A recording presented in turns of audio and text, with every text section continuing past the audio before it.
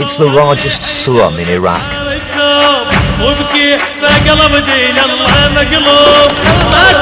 A breeding ground for disaffection and radicalism.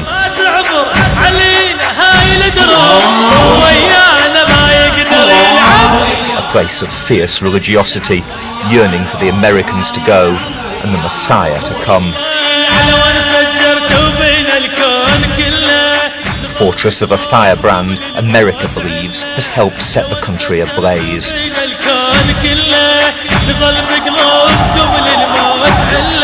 The outside world usually sees the Baghdad suburb of Sadr City when its enemies attack, after atrocities like the suicide bombings that killed at least 160 people there last November. It's rare to hear how its nearly 3 million citizens, overwhelmingly poor and Shiite, live with death, day in, day out.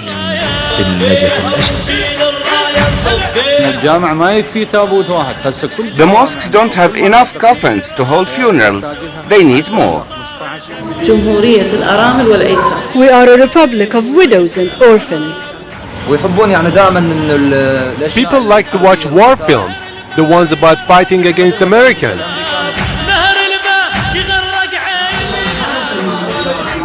If you fancy curling up in front of a good video in Sadr City, this is the best you can get.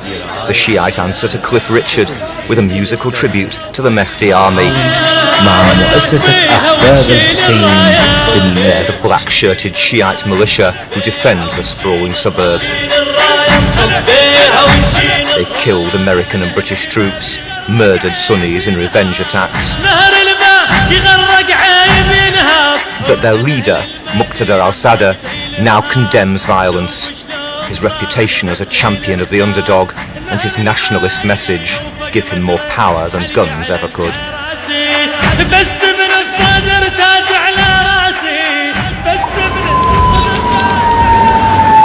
But his deputies have to be sure they can defend themselves. Dr. Mahdi Army, mother of 2 young children, trained as a biochemist, isn't a natural pistol packer, but she's one of the few Iraqi MPs who insists on living outside the heavily fortified green zone in the centre of Baghdad, so she needs protection. Luckily, her husband doubles up as her bodyguard. He's also her secretary. So who looks after the children? Their aunt takes care. Their aunt takes care of them. I told you we were divorced. Only joking. I enjoy what I'm doing. We leave the children with their aunt and she looks after them till we return. When I come home, work continues. I meet constituents and listen to their complaints. We are on the jihadi path to liberate Iraq. Me, my children, my family, my husband, we are all sacrifices to Iraq. Hasn't Abu Nur sacrificed his traditional status as an Arab male? These jobs I do, looking after the children, or even cooking when the doctor comes home from work. What I like about them is that it's God's work. As long as she's doing this jihadi work, if it pleases God, I am with her from morning till night, and I don't think of anything else, because our goal is one.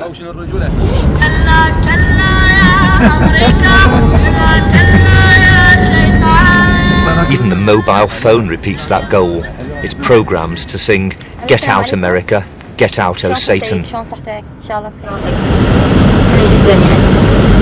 All the squalor and poverty Dr. Maha sees in her constituency, she blames on what she calls the occupation. Notice that this is the main street. It's not a village street, it's the main street in the city, but it does not get the level of services it needs. The pavements are not paved and the houses are very basic, even though Iraq is an oil state and has immense resources. But all of this is because of the occupation. Promises of development have been broken, she says, and so have promises of security. Even on her home turf, she travels in a 2-car convoy. Dr. Maha's come to visit a school for Shiite girls whose mothers or fathers have been killed in the violence of the last 4 years. It's in one of the poorest districts in the suburb. The Americans have spent $64 million since 2003 to bring new sewers, power lines and other services to Sadr City, but improvements around here are hard to spot.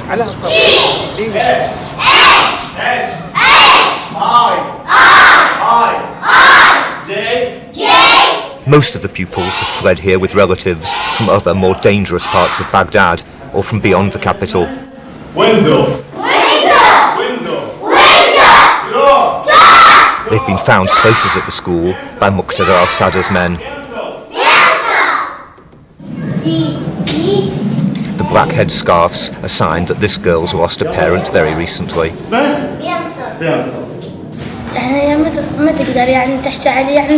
My mother cannot talk to us about my father's death.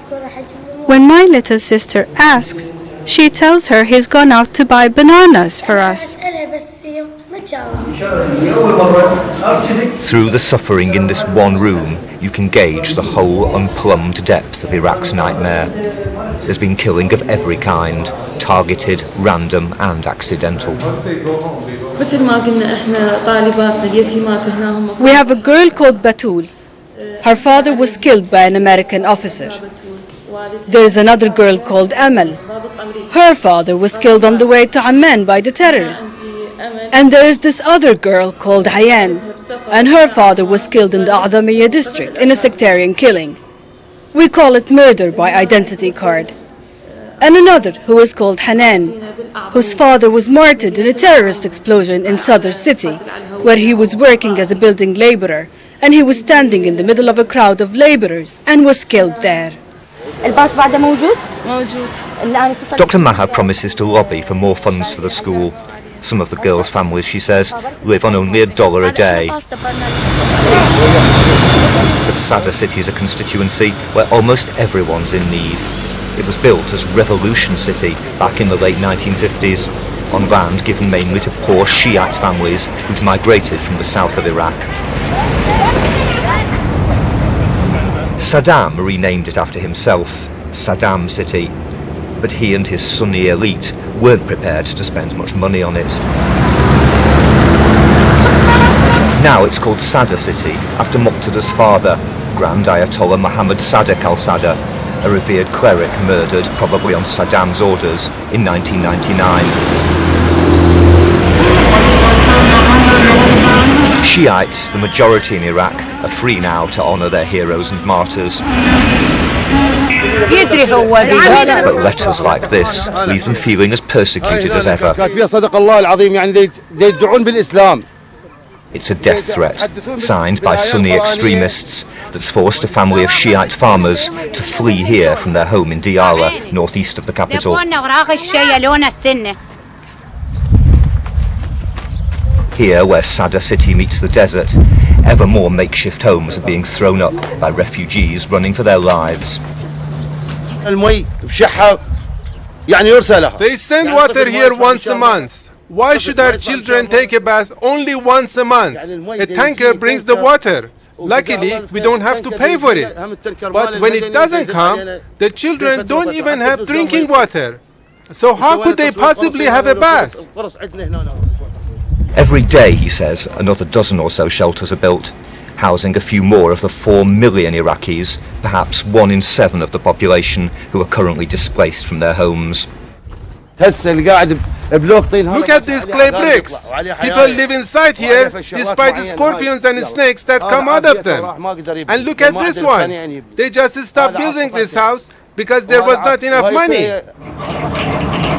They can bring only a few remains of their former lives, but they never forget the portraits of the founders of Shiism. This woman got away only after another martyr was added to the roll call, her husband Ahmed. He was taken away one night by unknown men in masks. Next day, his corpse was found on a bridge. He was a good husband. He didn't have any connection to all of these things. I am still shocked he was killed. I don't know why they killed him.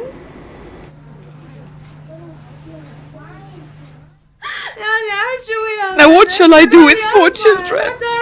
I can't provide for them. There's no wages. No one to ask how I'm going to manage. No one cares.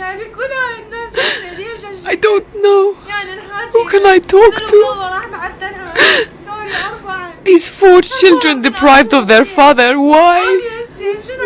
What is my life now? What is their life? No wages, no breadwinner, no one to take care of them.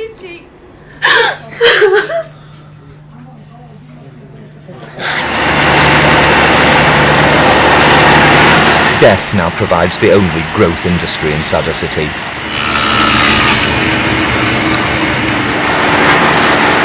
Abu Taysir runs a small joinery company that once specialised in furniture for newly married couples. Now orders for wardrobes are getting rarer, but the design of a coffin isn't so different. Because of the current situation in our country, with more explosions and bombings, we have more killings than marriages. We estimate that now you need 10 times as many coffins as before. We used to have 2 rivers in Iraq, the Tigris and the Euphrates. Now we have a 3rd river which I call the Red River because of all the bombings and killings. Those who've lost relatives come here to an office run by Muqtada al-Sadr's organisation for the support that's often unavailable from the state. It's a battle for hearts and minds, more successful than any the Americans have waged here. A parallel social services network reminiscent of what that other Shiite organisation, Hezbollah, has developed in Lebanon.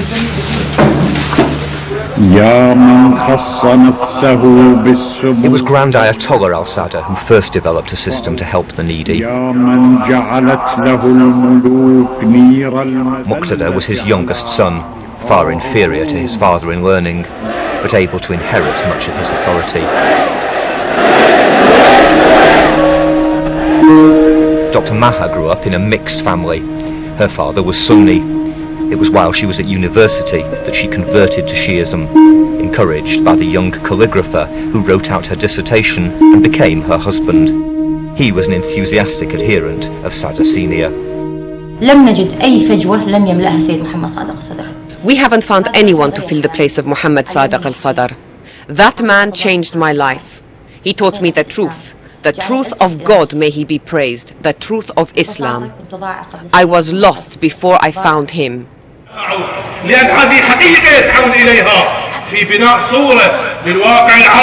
Bad weather can't deter the faithful from turning out for Friday prayers in Sadr City.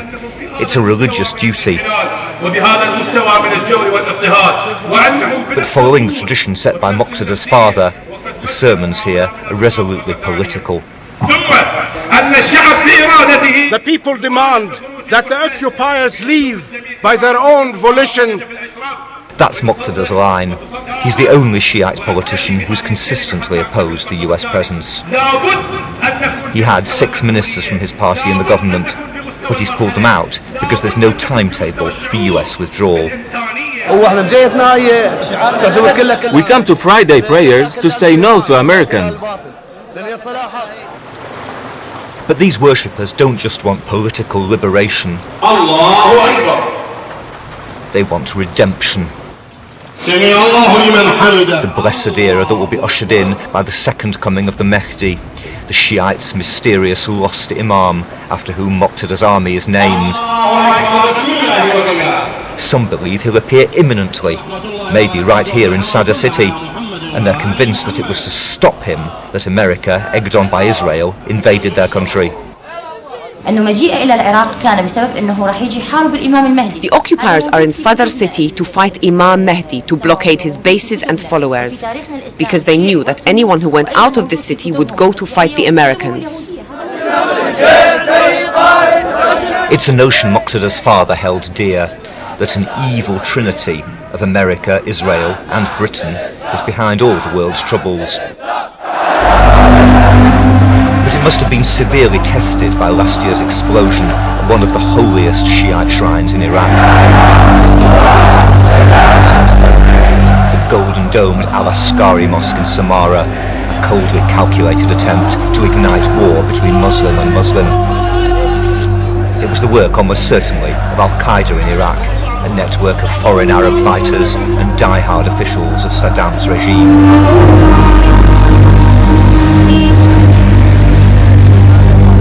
We're going to meet one man who miraculously escaped death at their hands, a male nurse abducted from a taxi along with 3 other Shiite passengers. The gang, apparently an Iraqi, a Syrian and an Egyptian, wanted revenge for the execution by the government of Barzan al-Tikriti, Saddam's half-brother. They chose their first victim from among the captives and prepared to sacrifice him. There was an Egyptian with them who was in charge of slaughtering people. He was holding a piece of metal made from a tin can in the shape of a cleaver with a very sharp edge. He made one of the hostages lie down and cut his throat. We all fainted when we saw all that blood gushing out. Then they took another one of us and did the same to him. They told me that the time for my execution would be 3:30 because this was the time that Barzan al-Tikriti was executed. It was Hussein, he believes, who saved him. The 7th century Shiite saint came to him that night in a dream, and next morning he was inexplicably freed.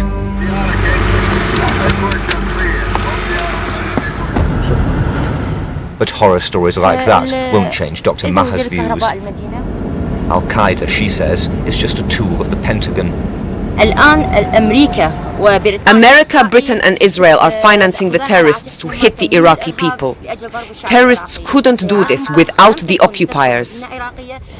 But the terrorists kill a lot of Americans too. They don't only kill Iraqis, they kill a lot of Americans. How many did they kill? 3,500? No problem for the protection of Israel. It's not many. I warned the American people that our enemy and theirs is one, the Jews. But American forces, pursuing more straightforward logic, are fighting a real enemy, sectarian death squads, in their last-ditch effort to bring security to Baghdad. Since the beginning of the so-called surge, they've raided Sadr City almost every night, searching sometimes for Mahdi Army fighters. And usually there's been no serious resistance. Muqtada ordered his men to lie low. His followers insist the Americans are hitting the wrong targets, including Sadr City's main children's hospital. This is where the American vehicle stopped. See that car parked there? And they carried on firing at the hospital. We reached here and saw them and immediately went back. We were afraid they would see our weapons and fire. We heard the screams of the women upstairs, so we rushed there. He says the shooting started at 3:30 in the morning and lasted an hour and a half. Had there been a baby in this incubator, it would barely have escaped death. We were sleeping here in the hospital, and we heard shots being fired. Their traces are here. Afterwards, the room became full of smoke, and we ran away. The American-led multinational forces say they have no record of any incident here on that date. And you'd think there'd be sympathy with America here. It supplies the hospital with medicine and equipment, and there was a $3 million grant from Washington to renovate the building. But the deputy director's still dissatisfied. The Americans always lie. We met them when building started 2 years ago, and they made lots of big promises to us, like that we would be a model hospital. We made a few simple requests. For example, a consulting clinic and a thalassemia ward and an outpatients clinic. They agreed at first, but after a few months, they broke their promises and didn't deliver anything. For now, every extra bit of anti-American resentment flows into Muqtada's bid for power. He's one of the few Iraqi politicians who's posed as a national leader, aiming to bring Shiites and Sunnis together. But for all his nationalist rhetoric, it's not clear what he can offer the people of Sadr City or Iraq. Our demands are clear and are in the interests of the Iraqi people. We want a timetable for the withdrawal of American troops to drive away the oppressors and improve services for Iraqi citizens. None of that's been achieved until now. We don't have any other demands related to our personal interests or ministerial portfolios. Nothing. But Sadr City's seen no useful laws produced by the parliament she belongs to, and her party's withdrawal from the government leaves it even less representative or able to function.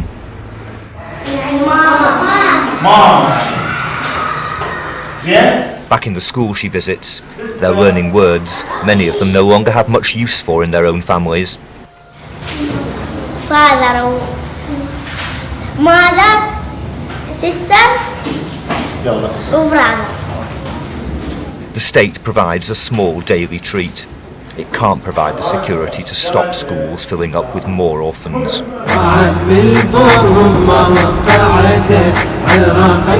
Dr. Maha, as usual, blames the Americans and looks forward to the Islamic government of the Mahdi.